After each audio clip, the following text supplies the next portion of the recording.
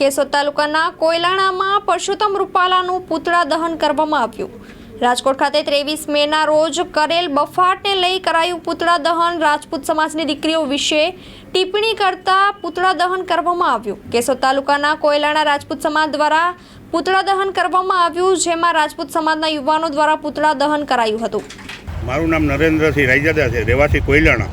અમારી એક જ રજૂઆત છે, રૂપાલાભાઈ જેઓ તારીખ 23 મેના રોજ રાજકોટમાં જે બકવાટ કર્યો છે, તેઓએ એવું બોલેલ છે કે રાજપૂત સમાજની બેન બેટી દીકરીઓ વ્યવહાર કરતી હતી કે એટલે કઈ જાતનો એવો ઇતિહાસમાં લખેલ છે તો અમને બતાવે।